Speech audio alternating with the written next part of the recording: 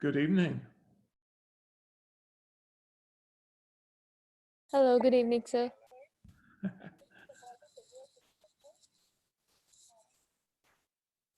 How are you?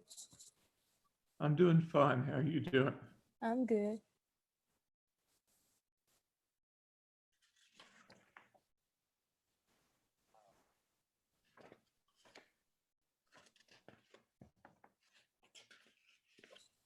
Good evening.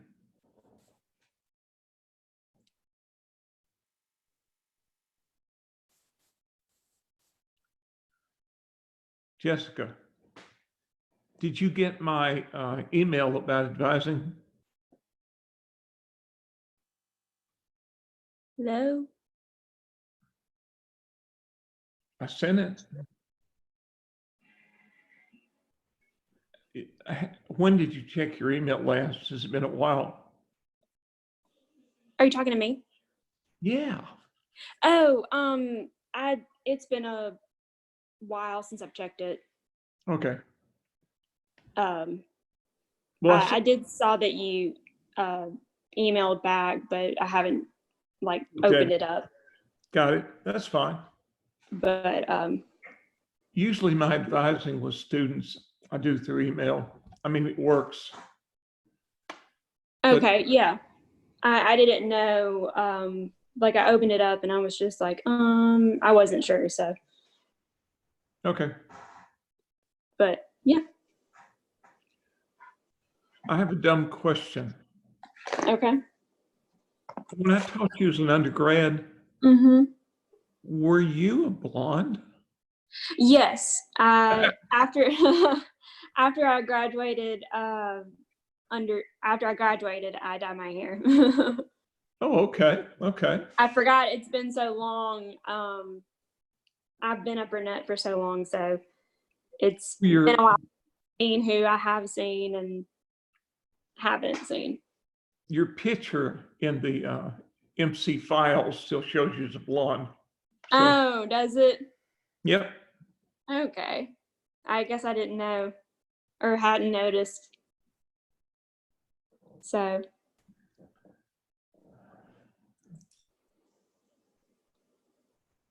Guys, I've got 7 o'clock. It may just be the three of us. We'll see. Give it a couple more minutes and see if somebody comes in. Okay.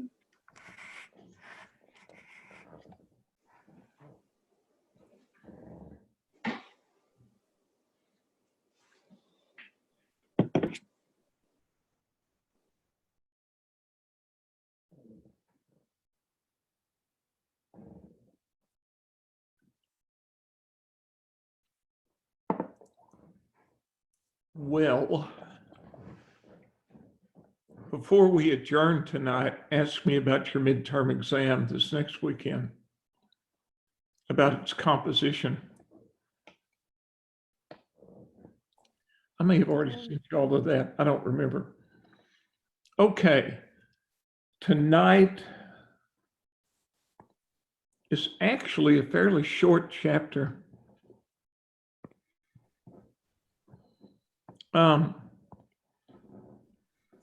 This deals with financial planning and forecasting, and really all we do is look at 2 models. Now, these are roughshod ways that companies estimate their funding needs for the next year or 2 years. There are 2 models we're going to look at. One is simply called the formula method. AFN stands for additional funds needed. And the other method your author calls the financial statements method. And these really are simplistic and crude. They're not what professionals would want to use, but they get you started. They'll take these and then, of course, refine them.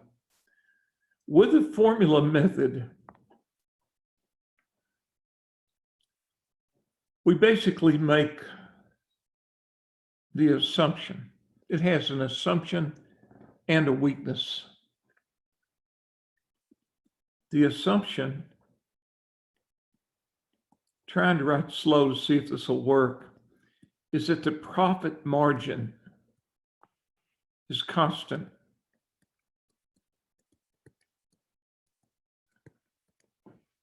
Now, the profit margin is net income over sales. If it's 5%, then that means net income is 5% of sales.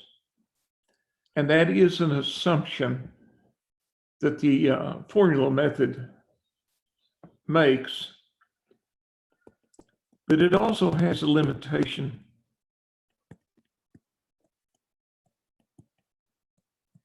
It cannot handle the case of partial capacity.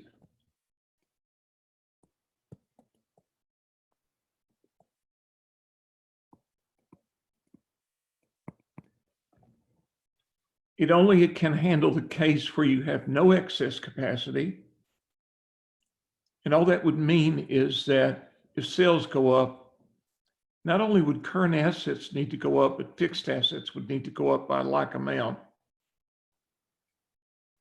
Or it can handle the case where you have unlimited excess capacity, which means if sales go up, fixed assets would not need to increase. If you'll look at the financial statements on the next page, I just made up a name. We're calling this Junebug Corporation. Here's your balance sheet for the year just ended. Here's your income statement. And with the formula method, the first step is to forecast the increase in sales and how much you would need in additional assets.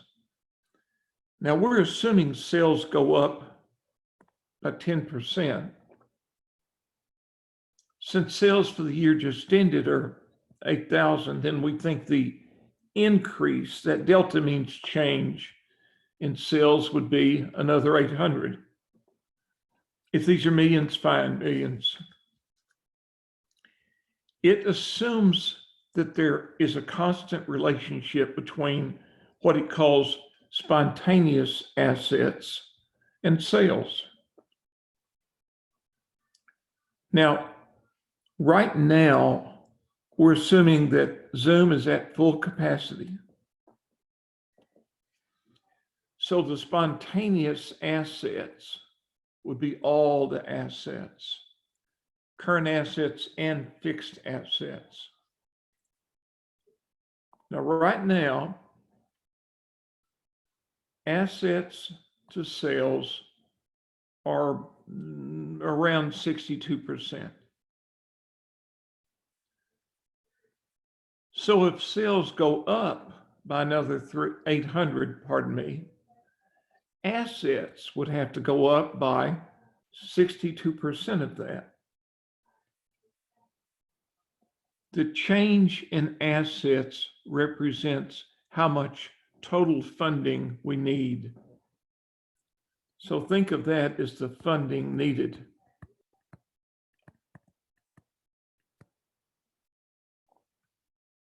In other words, if assets are going to go up by 493 million, we got to pay for it from someplace.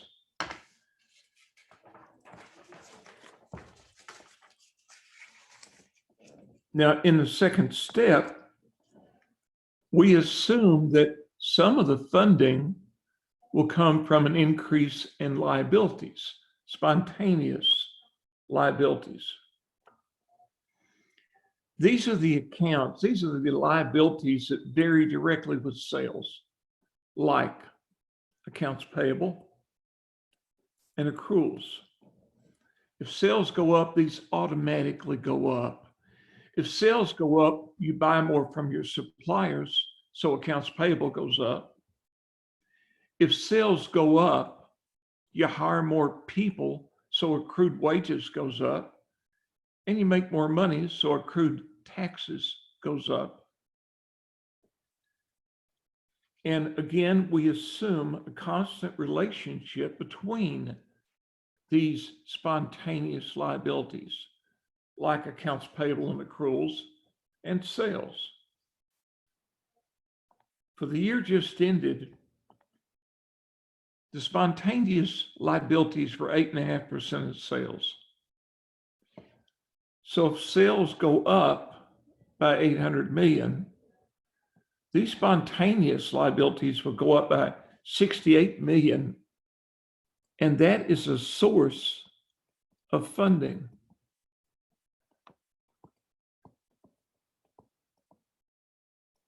In other words, of that total 493 million we'll need to buy more assets, we'll get 68 million of it from the increase in spontaneous liabilities. Another source of funding will be retained profits for the coming year. Now, I mentioned to you that this model assumes profit margin is constant. And the profit margin is net income over sales. Notice it's not the bottom item on the income statement. It's the item third from the bottom, net income. For this last year, net income was a little over 1.5% of sales. And another assumption this makes, I forgot to list, it assumes the dividend payout ratio will be constant.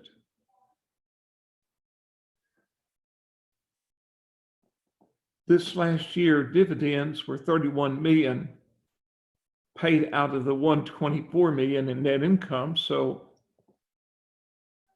the company has the practice of paying out a fourth of its profits in dividends. So to get the profits it will retain, we take the sales for the coming year times that profit margin times the portion of the profit we retain. If we pay out 75%, we retain the, 25%. We retain the other 75. So sales for the coming year will be 10% higher. That would be 8,800. Our profit margin, we expect to make a little over 1.5% of that in profit. Pay out a fourth of it, retain the other 3/4. So we're projecting retained profit of a little over 102 million. And that too is a source of funds.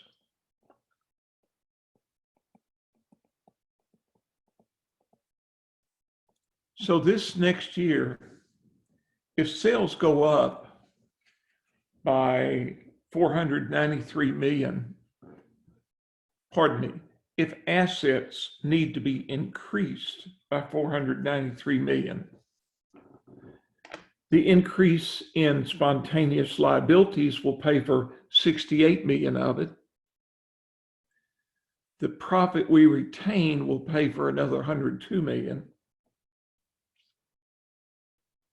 So the net amount we'll be left with, if we take how much we need in funding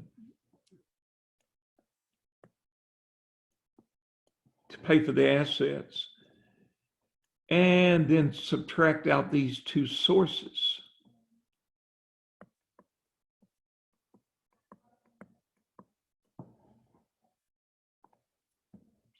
we're still left with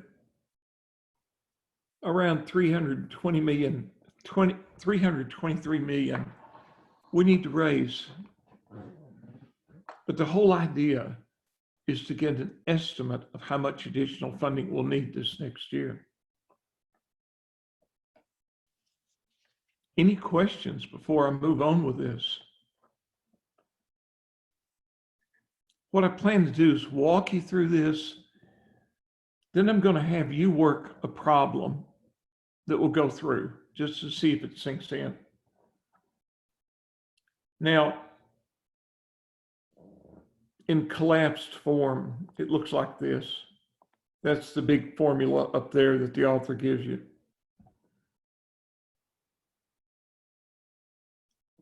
Again, this is how much we need. That's how much we plan to buy in additional assets. And these are two sources for some of the funding for those additional asset purchases. Now, what if, now that was the case of full capacity, where all assets had to increase. These not only included current assets, but fixed assets. Full capacity. The other case it can handle is if the company has unlimited excess capacity. In other words, it's got enough in fixed assets that even if sales increase next year, it won't need any more fixed assets. And in that case, the only assets that would need to increase are the current assets. So if we figure out how much we need, we look at the relationship of just current assets to sales. This past year, we had current assets of 2330. So that was a little over 29% of sales. So if sales go up by 800 mil, and we don't need to purchase any more fixed assets because we've got excess capacity, then we'd only need to raise 233 million. We'd only need to buy another 233 million in assets rather than 493. And of course, if we have excess capacity, that means our total funding will be less. Instead of needing nearly 323 million, we'd only need around 63 million.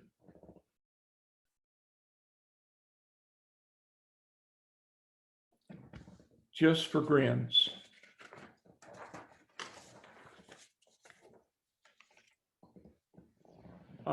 Try the following June bug problem. I'll come back to this question in a second. You've got the slides, right?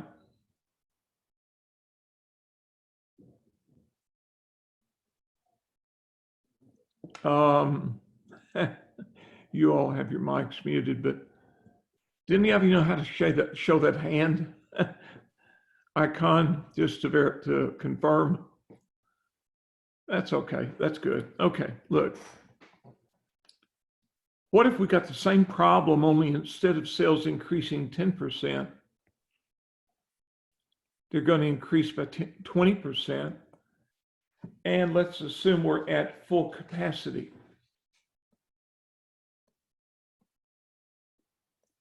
How much additional funding would Junebug need?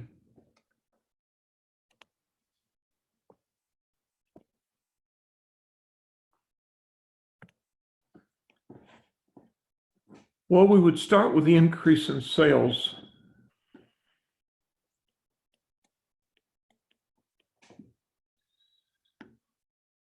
And what would that be? If instead of a 10% increase in sales, sales increased by 20%, what would be the increase in sales? Well, we were at 8,000. Golly.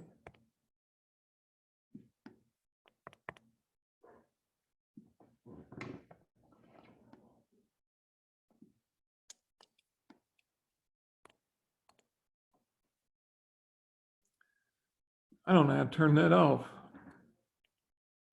Great. There we go. Our sales for the year just ended were 8,000.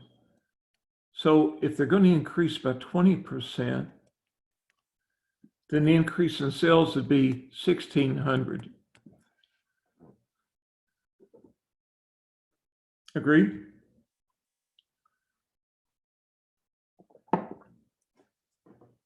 And our additional funds needed formula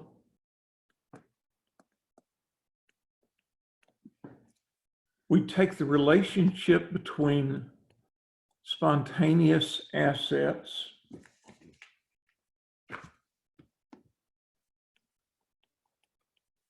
and sales times the increase in sales. So that would be at full capacity, assets to sales are 61.6%. And if sales go up 1,600, assets would have to go up about 62% of that. Or 986 mil. We would subtract from that how much we expect to get in assets from spontaneous liabilities.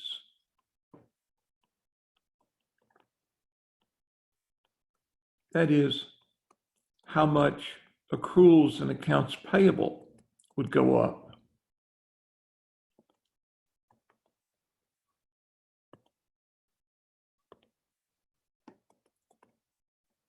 And we earlier learned that accruals and accounts payable are 8.5% of sales. So if sales go up by 1,600, accruals and accounts payable would go up by 136 mil. Of the 986 mil in additional assets we need to buy, the spontaneous increase in accruals and accounts payable would pay for 136 mil of that. And then finally, we'd subtract how much funding we would get from retained profit, which would be the sales for the coming year times our profit margin times the percent we retain.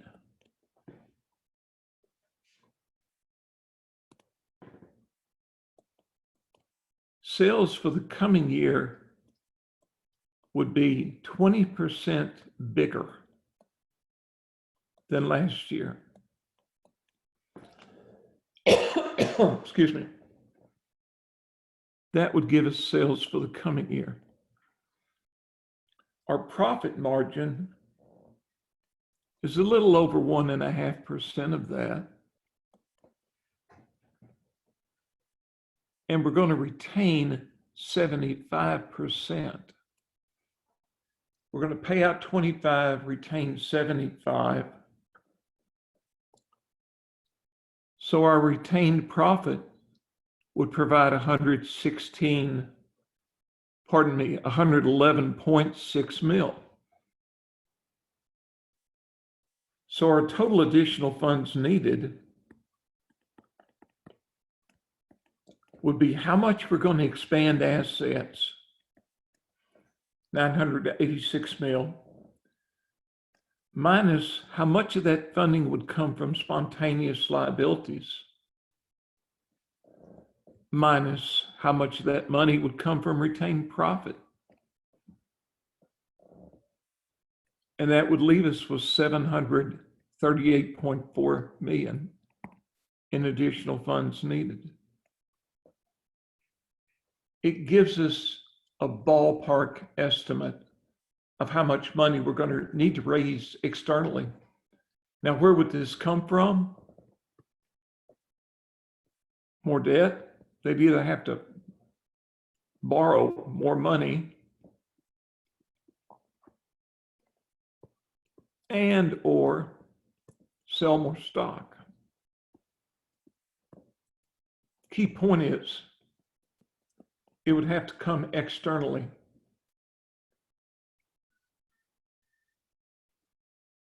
Any questions on that?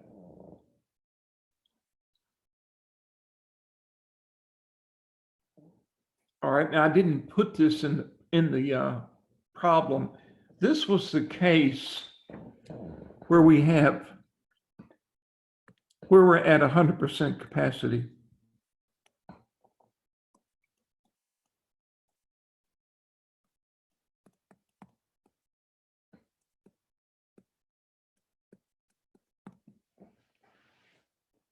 Now let's go back, work the same problem where we have unlimited excess capacity. That is, we don't have to expand fixed assets.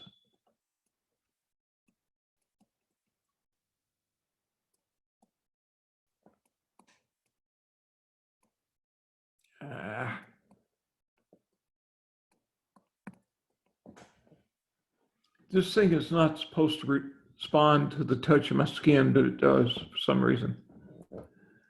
All right. What would change? The spontaneous assets would only be the current assets.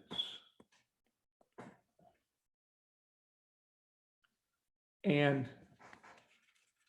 earlier, when we worked this problem where we had excess capacity, unlimited excess capacity,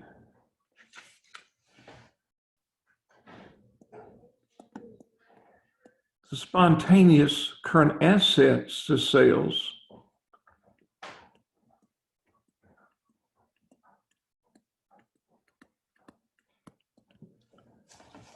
were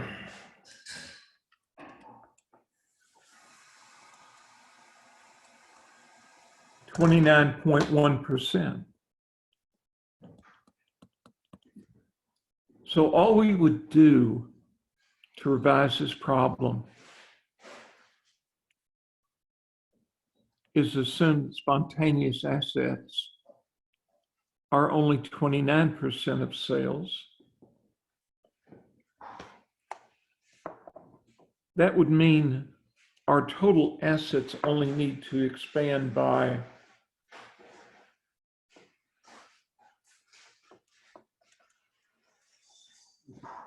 $466 million.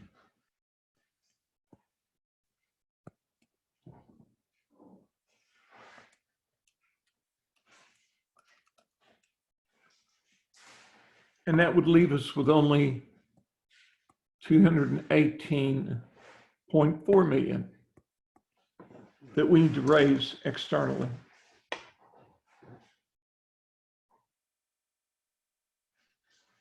I'm just curious, have you seen this in any other course?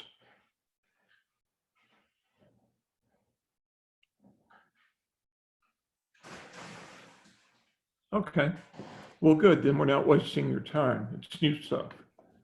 That's good if it's new. Do you follow it so far, do you think? Yeah. May not be sinking in completely, but I think after you look at it and the multiple examples we've worked, I think it'll sink in. Any questions before I move on to the other method, the financial statements method? It's actually a little lengthier, but it's also easier to see. Okay.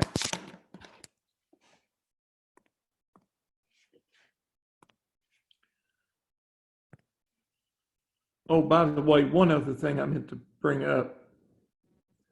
What does it mean if the additional funds figure is negative? What if you use this formula and additional funds needed works out to be, a negative 20 million? What does that mean? It means they were able to fund the expansion totally internally. No new external funds are needed. They wouldn't have to borrow or sell more stock. Internally generated funds would be sufficient to pay for the expansion in assets. Okay.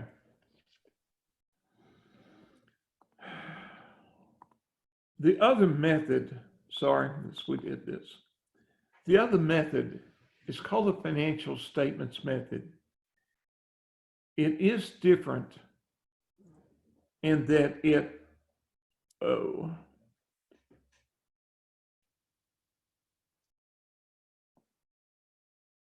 what is going on here? Okay.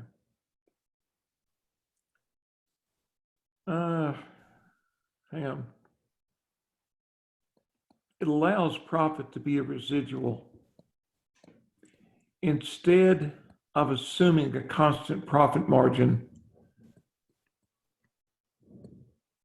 we basically calculate a bunch of stuff and see how much profit is left over.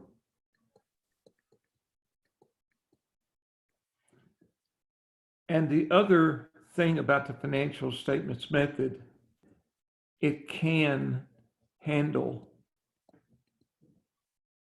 the case of partial excess capacity. You'll see what this means in a second.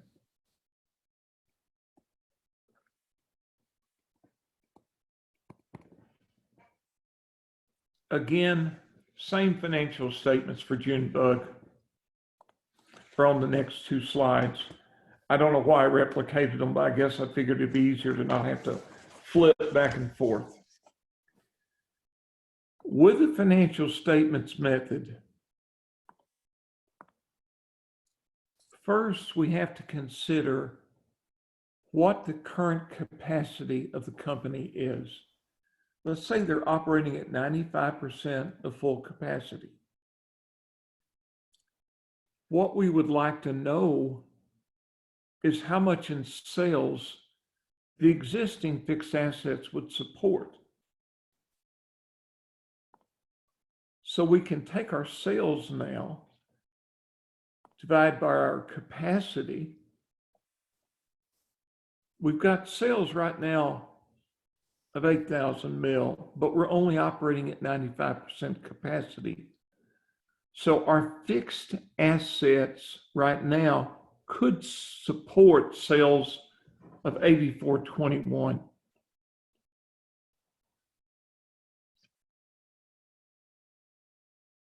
So we want to take this and figure out what the relationship between fixed assets and sales should be at full capacity.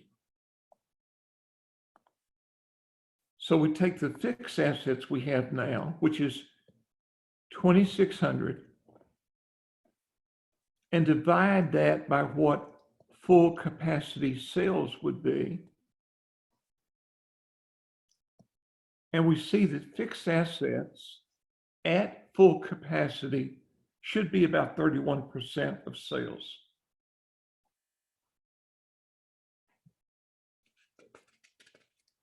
Now we're going to make some preliminary calculations, and then, true to the name of the method, we're going to jump into an income statement and a balance sheet.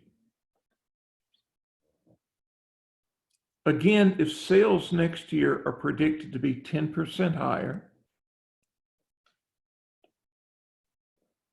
then we're predicting sales next year would be 8,800.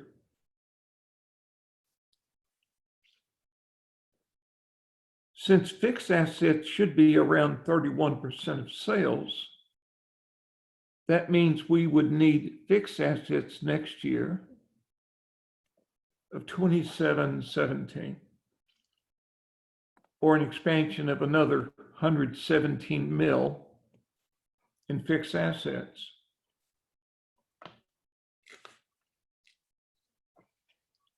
Next, we make some assumption about depreciation.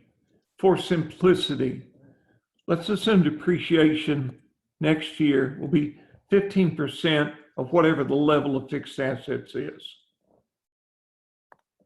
So fixed assets are going to be 2717, and depreciation is 15% of that. We're forecasting depreciation of 408 mil.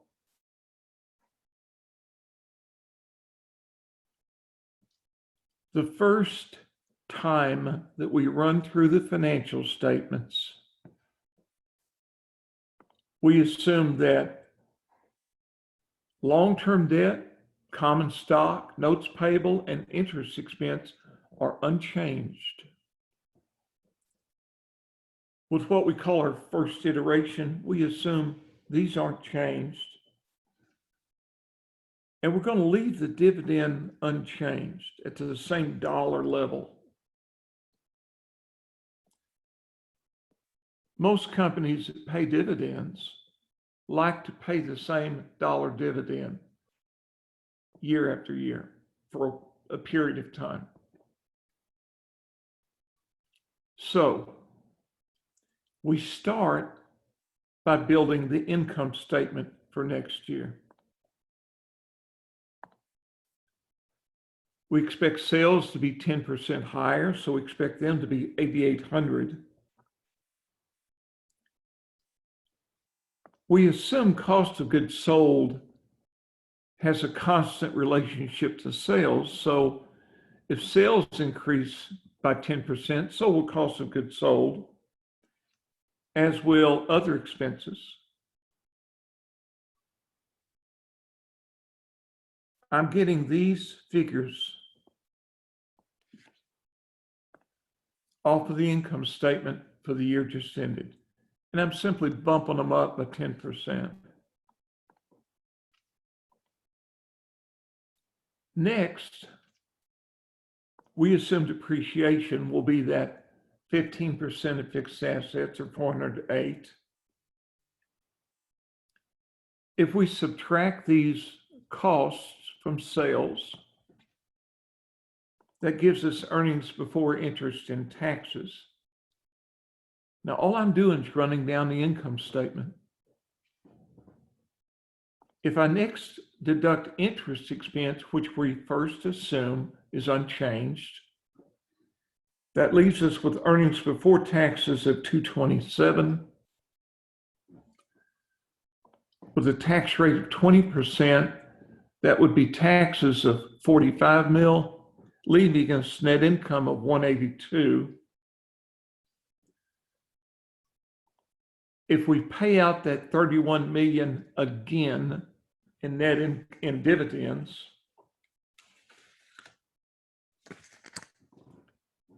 that leaves an addition to retained earnings of 151 mil. Now, all I did here was I created a pro forma income statement, the income statement for next year. I let sales, cost of goods sold, and other expenses increase by 10%. Interest expense, no change. Dividends, no change.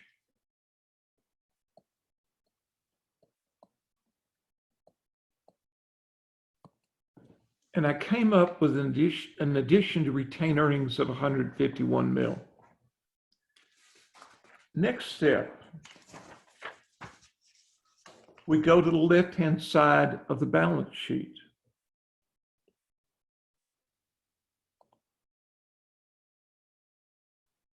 Again, we assume current assets will all increase by 10%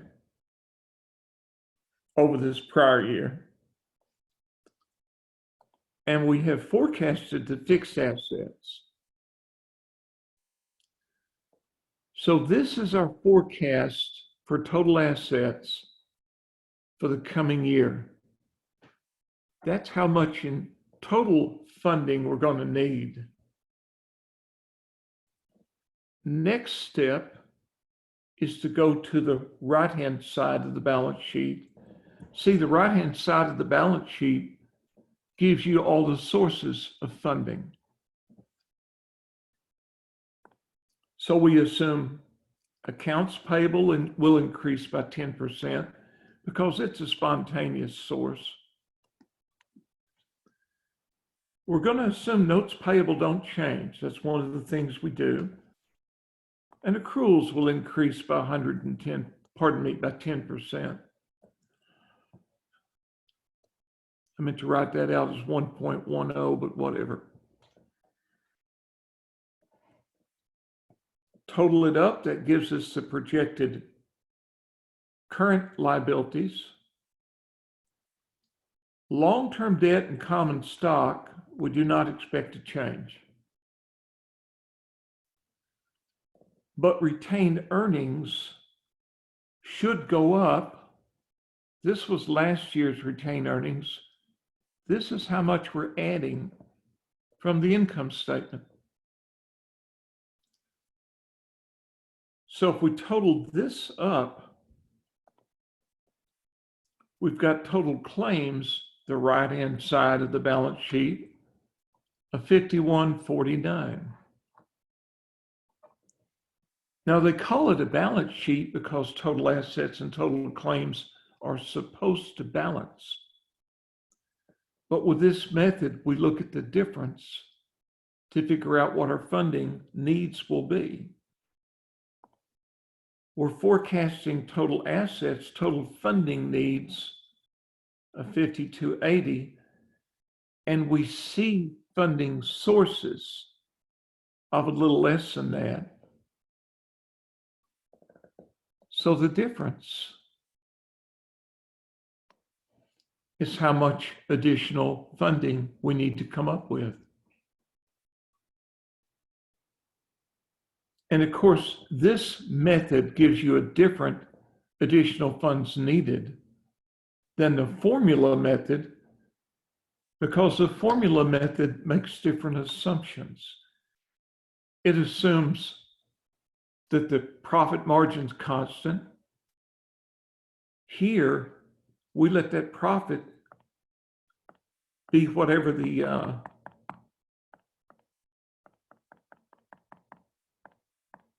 income statement allowed it to be, the residual. Sorry about this quick way to go through it this thumping way.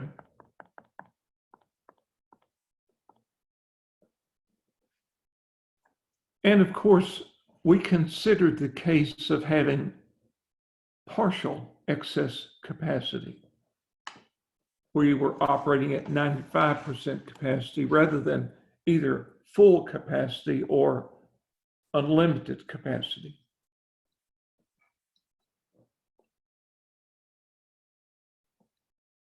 Now the catch is, this is what's called a first iteration, and that's all you will have to do on any of your problems or exam problems. But do note, where are we going to come up with this money? If we borrow it, let's say through bank loans, then notes payable would increase.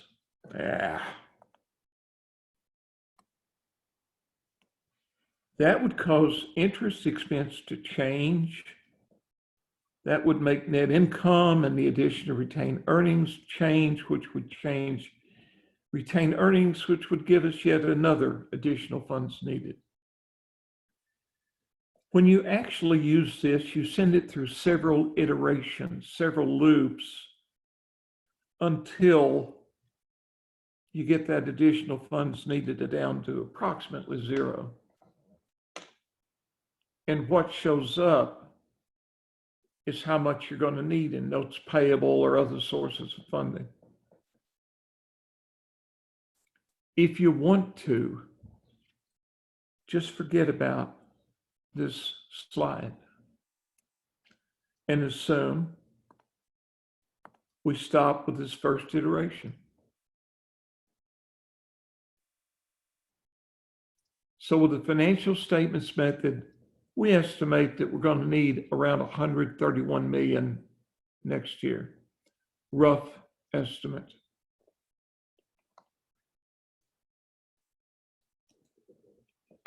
Any questions so far?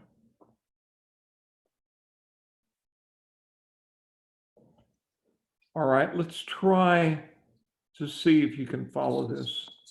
Change up the problem.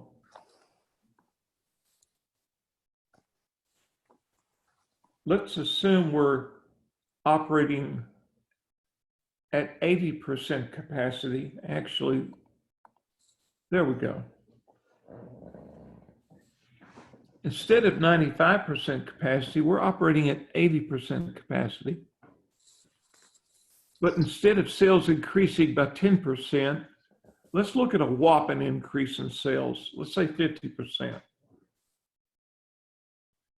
Using the financial statements method, what would be our additional funds needed for next year? Well, for one thing, sales.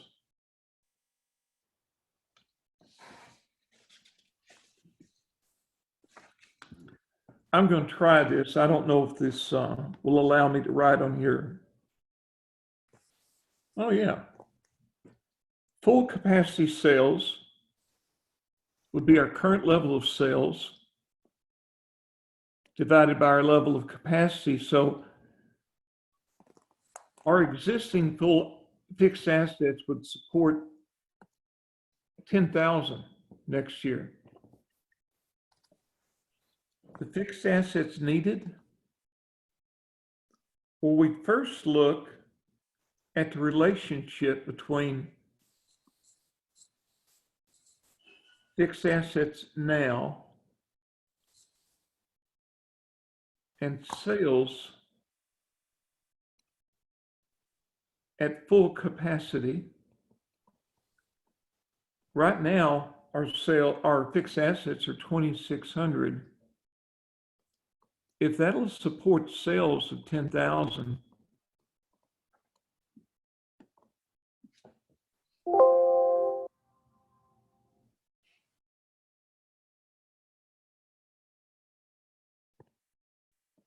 oh, golly.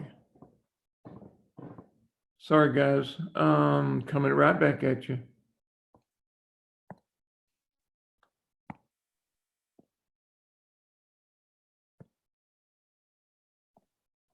Right where we were, sort of. If fixed assets are 2,600 now, and will support sales of 10,000, then the relationship between fixed assets and sales would be 26%. Now, sales next year,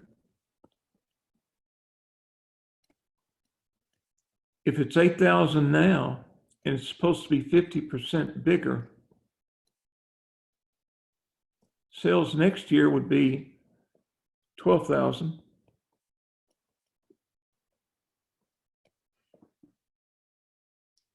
And fixed assets next year, since it would need to be 20%, 26% of sales,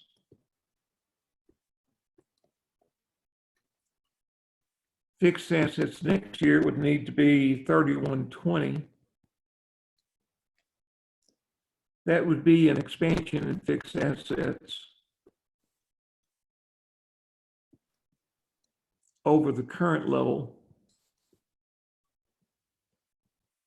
of another 520.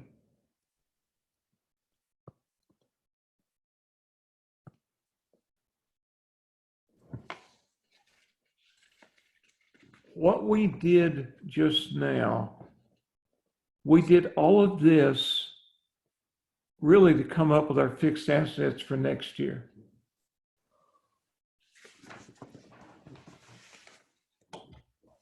Then we go to the income statement.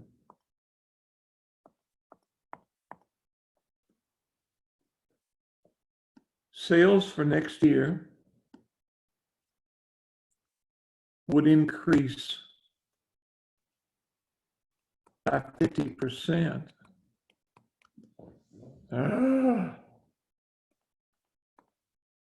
So sales would be 12,000. Cost of goods sold would increase by 50%.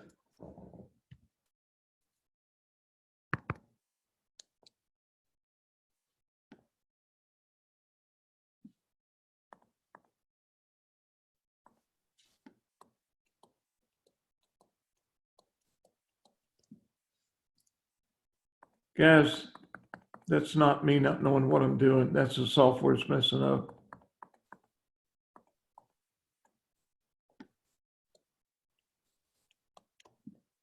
That'd push it up to 10.2.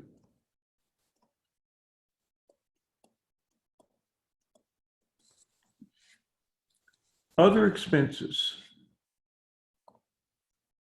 would also need to increase by 50%. And it is doing that on its own. Try to bear with me.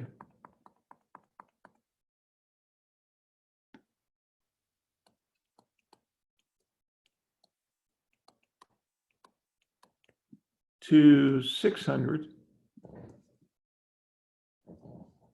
Let me try something.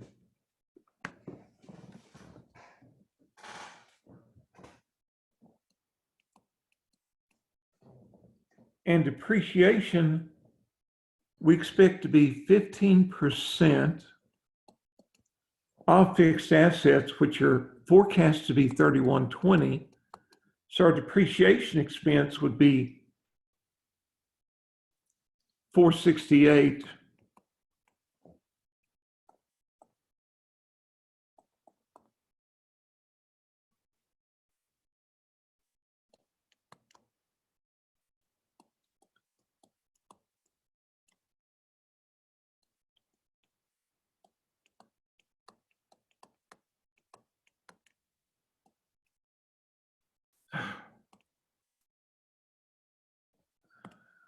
Boy.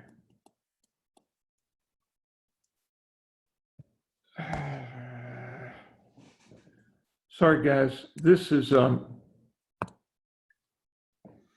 it's reacting to my hand and I need to hold my hand up in the air. So here goes. The writing won't look as good, but other expenses would increase by 50%.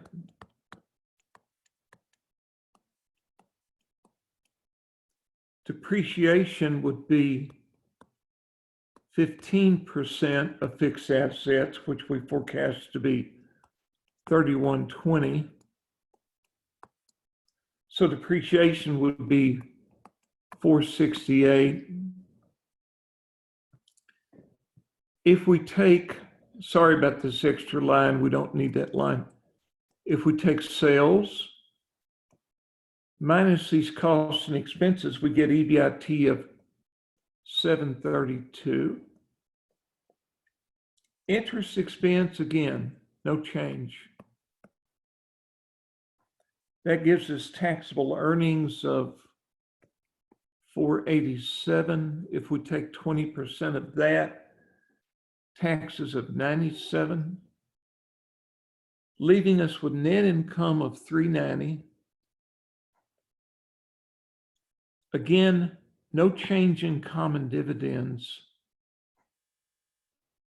So that leaves us with an addition to retained earnings of 359 mil.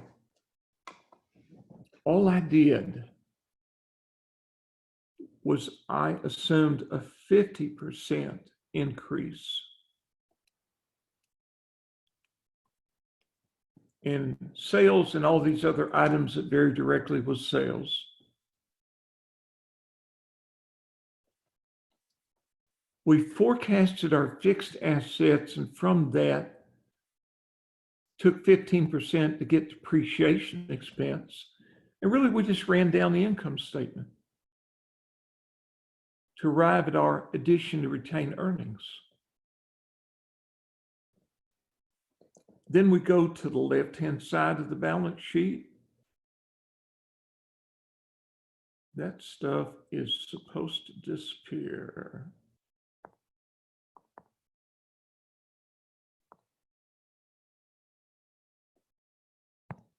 Oh, there we go. The left-hand side of the balance sheet, we've got cash and equivalents, which we expect to increase by 50%.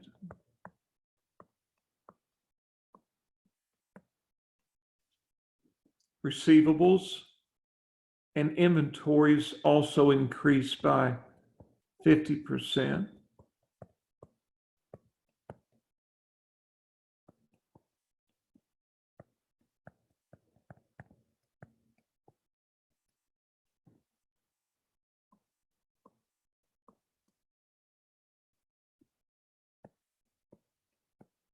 Total those up and we get current assets projected for next year.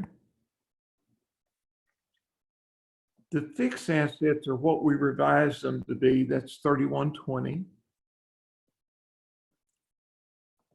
So we need total assets of 6615.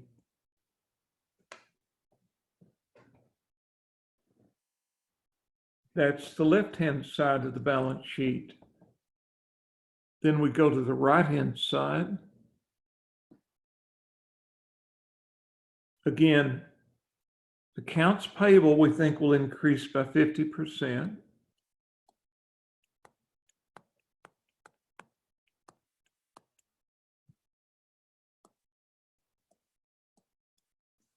Notes payable, no change. So it'll stay 1,200.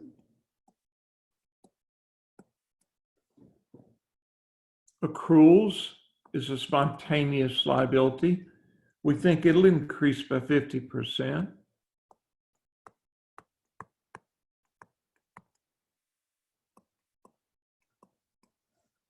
Total those up and we get our projected current liabilities.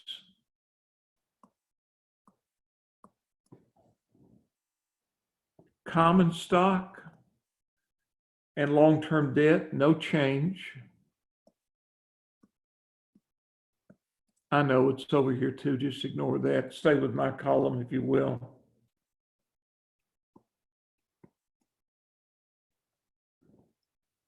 And retained earnings will increase by the amount we got from the income statement. We think it'll increase by 359 mil to give us retained earnings total next year of 809.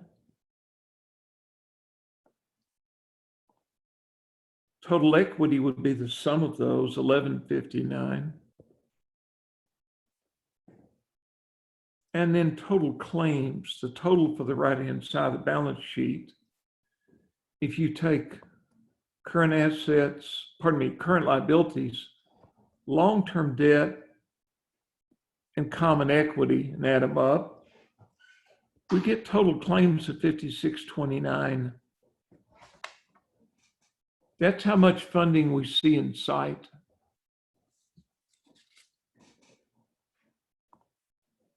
Since we expect to need funding for total assets of 6615, and we see total funding from the right-hand side of the balance sheet at 5629, that means we need additional funds next year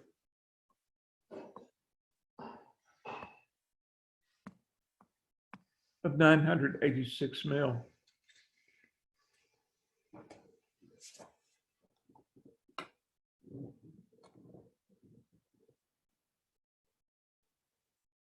I've walked you through two problems with the financial statements method.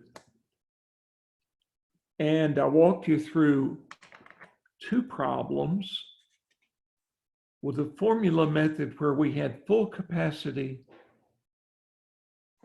and another two problems where we had unlimited excess capacity.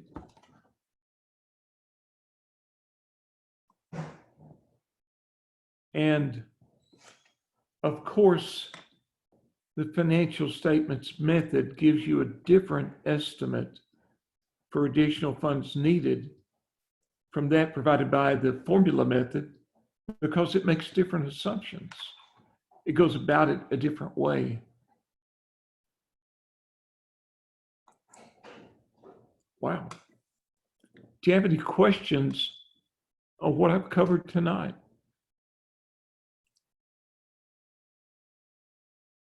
When you look at the slides and you look at the YouTube videos that cover this material, it'll cover a lot of other little things, but this is the heart of what you need to know.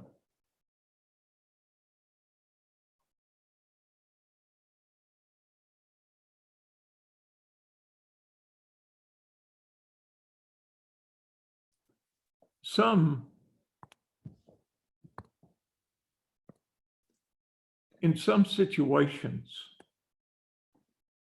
some of your current assets, like inventories, have a constant relationship to sales. That's what we assume. They're a constant percentage of sales, but in some cases, you can have economies of scale where inventories need to be a certain level, even if sales are almost zip, but they don't increase at as fast a rate. So if sales go up 10%, inventories may only have to go up 8%. It depends on the business, the nature of the inventories. These are the kinds of things the rest of your slides address. But I've covered the heart of what you need for your problems.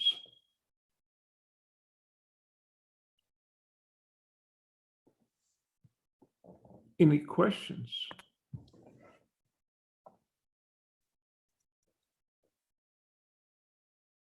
Okay, what did I ask you to ask me about before we quit tonight?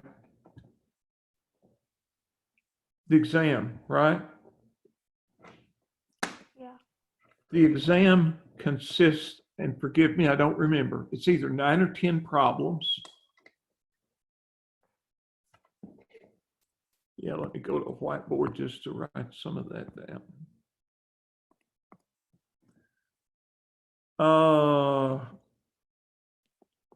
9 to 10 problems. They vary in value.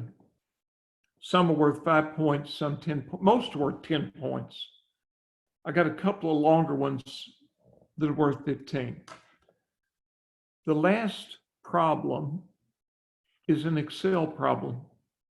It's just like one of the Excel spreadsheets you created for your cases. And what I ask is, I'll show you the spreadsheet, the column and row labels, and I'll say for this particular cell, what Excel formula would you enter to accomplish the desired need, the desired end? If you understand how your spreadsheets worked for the cases, you're great for that last problem. Now, here is what I want you to do. You know how you have a weekly case quiz? Then you would take a picture of it with your cell phone camera, email it to me right after the quiz. I want you to do the same thing with your exam. However, let's say it's got 9 problems, just for grins. Now that would mean you're sending me 9 separate pictures. Okay.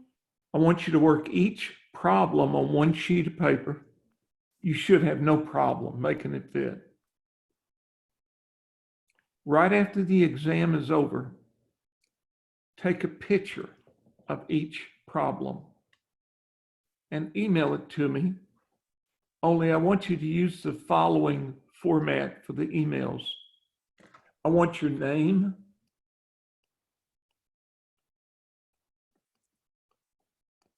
and then the problem number, you know, like Jane Doe problem 3. And this will be a JPG file.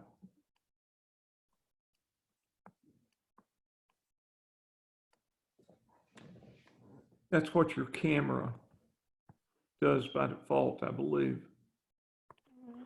Yeah. So, you know, when you finish the exam, you'll be sending me 9 of these.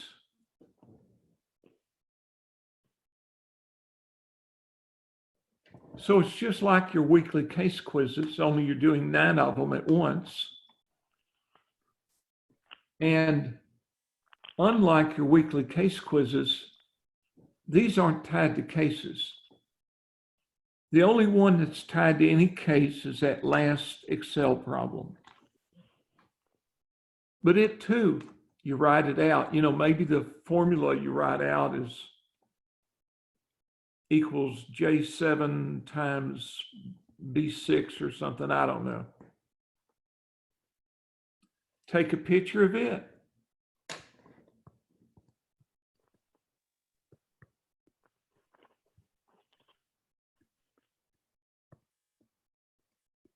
Send it to me.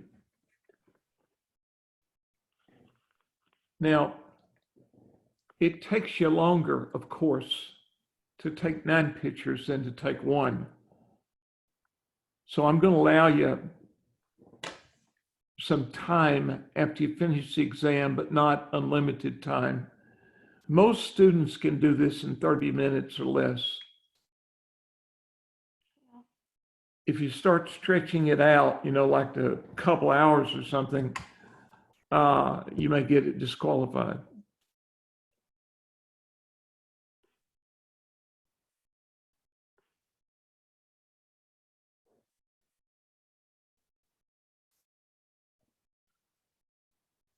Any questions? No multiple choice? No, It's they're not? just like your case quizzes. Okay, And great.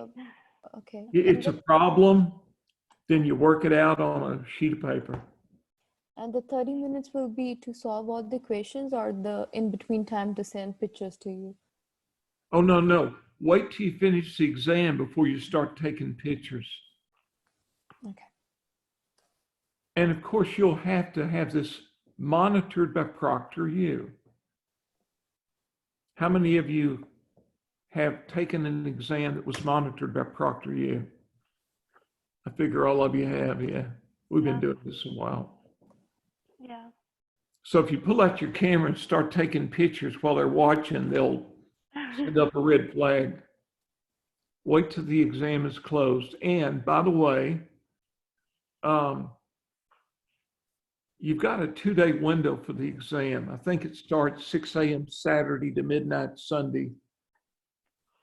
You're allowed 3 hours for the exam. You know, ProctorU has this vetting process at the start. Well, they want you to show multiple picture IDs, pan the room, make sure you don't have somebody in there to help you. But that can take up to 30 minutes or more. Don't sweat it. I know it's irritating, but it's all we have right now.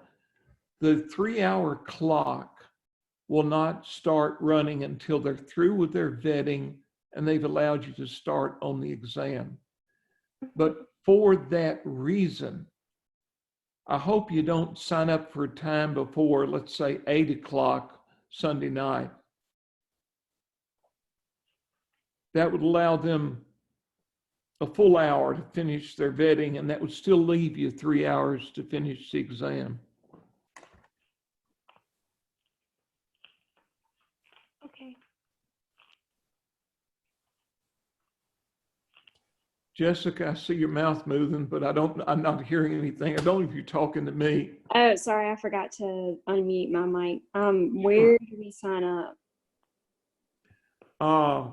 I think I sent that to you, but you can look in your syllabus. They've got both a website and a phone number. you can call to register for the exam. Do we just This- go to proctoru.com or do we go, did you attach it to It's Moodle? whatever the site is I provided in your syllabus. Oh, okay. But yeah, I think proctoru.com will do it. You know, with so many schools going to online exams, ProctorU is overwhelmed to a degree. So Yes. ever how much frustration you had in the past, prepare for a little more this time.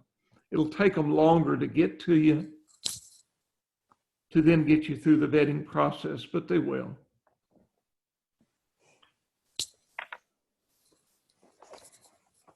Okay.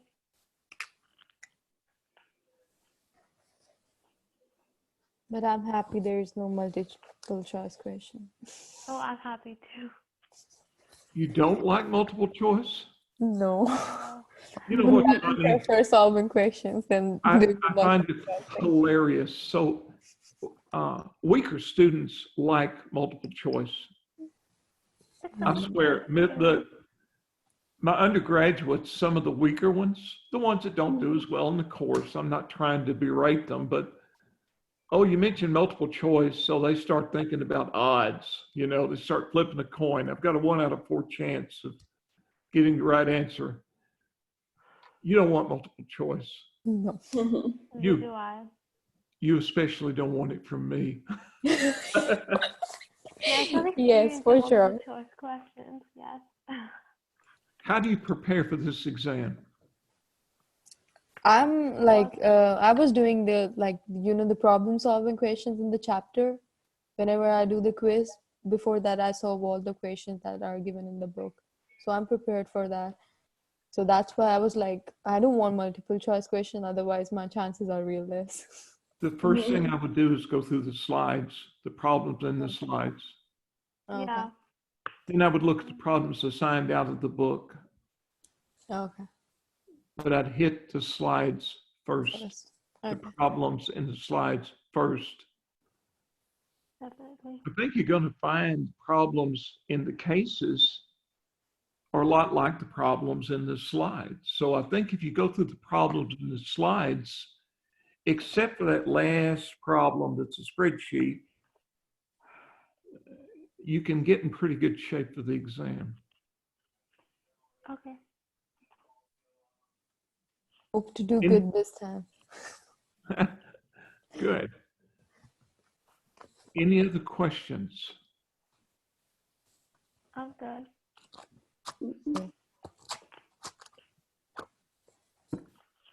Okay, guys, during the week, if you have a problem, a question, you can post it to Moodle forum. You can, it's fine with me if you try to write out a problem on chicken scratch it on a sheet of paper, take a picture and send it to me like a quiz. Appendix B in the back of the book gives you check figures for the book problems. The problems in the slides, the extra ones, the green print problems, I gave check figures there. If you don't get a check figure, try to work it out by hand, email it to, email it as an attached JPG file. Take a picture of it, email it, and I'll see if I can figure out where you took a left turn and you should have gone right. Okay.